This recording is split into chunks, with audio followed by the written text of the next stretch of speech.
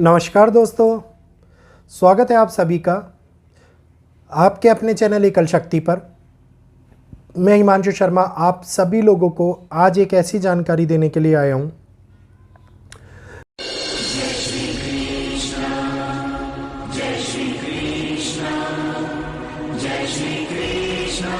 जिसमें हम लोगों को ये पता लगेगा कि युद्ध, लड़ाई झगड़े, आंदोलन, सिविल वॉर और दुनिया के अंदर एक अलग ही चल रही दुनिया, जिसको लोग ये कह रहे हैं कि कहीं पर भी कुछ नहीं हो रहा, तो वो कैसे नहीं दिखाई दे रहा और कैसे कहाँ कहाँ पर आगे क्या क्या होता हुआ नज़र आ रहा है। तो जिन लोगों की आंखें अभी तक खुली नहीं है, ये वीडियो उन लोगों की आंखें खोलने के लिए।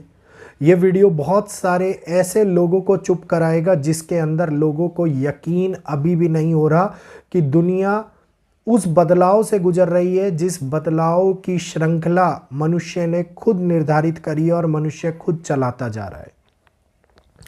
विशेष तौर के ऊपर हमारे दिमाग में एक ही प्रश्न आता है कि विनाश कहाँ आया, विनाश कहाँ हो रहा है। विनाश तो कहीं भी नहीं हो रहा। विनाश का कारण क्या है?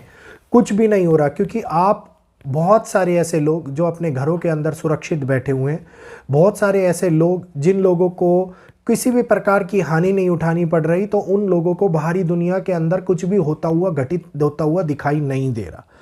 यहीं पर पिछले 4 सालों के अंदर दुनिया उस पड़ाव पर पहुंच गई है जिसमें दर प्रति दर एक के बाद एक ऐसी हानि दुनिया को उठानी पड़ी है और ऐसी हानि दुनिया को होती जा रही है जिसके बाद में दुनिया ने एक नए स्तर के ऊपर जीना सीख लिया है। अगर मैं बात करता हूं विनाश की, अगर मैं बात करता हूं बढ़ रहे उन कदम की जिसमें ये लगता है कि हम लोगों के सामने कोई भी घटना एक ऐसी घटना है जो कि आम घटना के रूप में होती रहती है। तो सबसे पहले जब आज से 4 साल पहले कोरोना आया, उस टाइम में हम लोगों ने कोई भी महामारी को अपने सामने नहीं देखा था। हमारी इस पीढ़ी ने केवल बातें सुनी सुनाई बातें देखी थी कि ऐसा हुआ था, कभी चेचक आया था, कभी हैजा फैला था या फिर कभी प्लेग फैला था, लेकिन हमने किसी भी महामारी को अपनी आंखों से नहीं देखा था। तो बहुत सारे लोगों ने उस महामारी को नज़रअंदाज किया और नज़रअंदाज करने का नतीजा ये सामने निकल के आया कि घर घर में से लाशें उठती हुई दिखाई दी। दूसरी लहर ने विश्व के अंदर जो कोहराम मचाया, उसने बहुत सारे लोगों को मृत्यु की गोद में सुला दिया। फिर भी लोगों की आंखें नहीं खुली। लोगों ने ये बोला ये तो होता ही रहता है। पता नहीं उन्होंने कब देखा, कब उनको ये समझ में आया कि ऐसा पहले भी हुआ है, लेकिन उनकी नज़रों में ये आम बात है और ये होता ही रहता है। उसके बाद में वर्ल्ड वॉर 2 के बाद में कोई ऐसा बड़ा युद्ध नहीं छिड़ा था जिसने इतने बड़े स्तर के ऊपर लड़ाई को अंजाम दिया हो। रशिया और यूक्रेन का युद्ध जो अभी तक चल रहा है और जिसका हकीकत में प्रमाण यही है कि इस युद्ध ने बहुत सारी कंट्रीज़ को इन्वॉल्व करके रखा हुआ है। ये भी अभी तक नहीं हुआ था, ये आम बात है, ये होता रहता है। चलिए, इसके बाद में ईरान और इजराइल, जिन्होंने डायरेक्टली और ईरान के प्रॉक्सी संगठनों ने इजराइल के ऊपर हमला किया, फिर इजराइल ने उनको मुंह तोड़ जवाब दिया। ये भी एक आम बात है जो हुआ नहीं था, लेकिन ये बार बार होता रहता है। तो ये उन लोगों के लिए है जिन लोगों को ऐसा लगता है कि हम घर के अंदर हैं तो दुनिया भी वैसी ही चल रही है जैसे हम बैठे हुए हैं।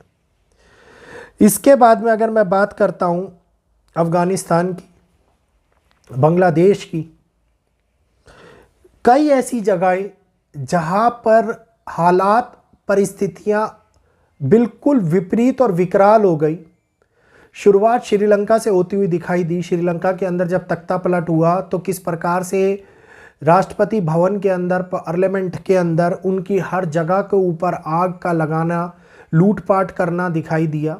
एक आक्रोश जनता के अंदर भड़कता हुआ नजर आया और ये केवल एक ट्रेलर था। इसके बाद में आग बहुत सारे देशों को जलाती हुई नजर आई।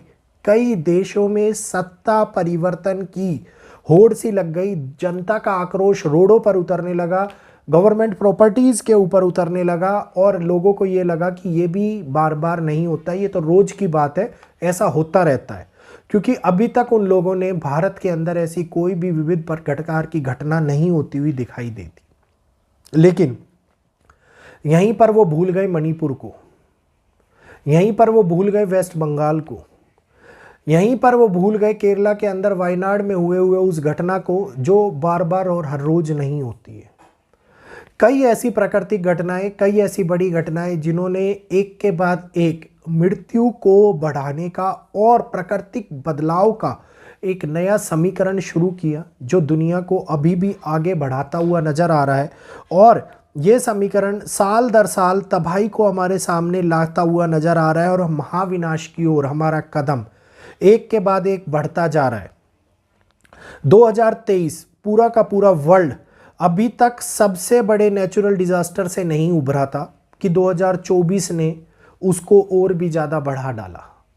आज एक के बाद एक परिस्थितियां हमारे सामने विनाश की डेट को ला करके आ रही हैं, और जैसे जैसे हम 2030 के नज़दीक पहुंचते जा रही हैं, 2030 की वो श्रृंखला जो ग्रहों की युति वो परिवर्तन को बढ़ाती हुई हमारे सामने दिखा रही है, जो केवल और केवल अभी तक होने वाली घटनाओं को ट्रेलर बना देती है। ऐसा लगता है कि जैसे पुराने जो घटनाएं घटित हुई हैं वो एक नॉर्मल घटना थी, और अब जो आगे आ रही हैं वो उससे भी ज़्यादा विध्वंसक घटनाएं घटित हो रही हैं। जिस प्रकार से बच्चे, स्त्रियां, लोग मारे जा रहे हैं दुनिया के अंदर, जिस प्रकार से अकाल पड़ता जा रहा है दुनिया के अंदर, जिस प्रकार से सूखा हम लोगों को देखने को मिल रहा है। विश्व की सबसे बड़ी नदी अमेज़न नदी, जो अभी तक पानी से लबालब भरी रहती थी, उसको परिवर्तन की वो मार पड़ी, वो प्राकृतिक चरण की मार पड़ी, जिसके अंदर उसके भी सूखा देखने को मिला। वहाँ के लोगों को बद से बदतर हालातों की स्थिति में फंसना पड़ गया। अमेज़न नदी की बहुत सारी धाराएं सूख चुकी हैं और आगे भी सूखती जा रही हैं, और ये श्रृंखला एक के बाद एक नई विस्तार के साथ में हमारे सामने बदलती जा रही है। यहीं पर युद्ध एक नए आयामों को छेड़ता जा रहा है। कहीं पाकिस्तान और अफ़गानिस्तान के मध्य का युद्ध, कभी तालिबानी और पाकिस्तान के मध्य का युद्ध, कभी रशिया और नाटो कंट्रीज़, कभी रशिया और यूक्रेन, कभी ईरान इज़राइल, फ़लस्तीन इज़राइल, या फिर किसी प्रकार के लेबनान इज़राइल की मध्यस्थता, अब कोरिया भी मध्यस्थता करने लगा है।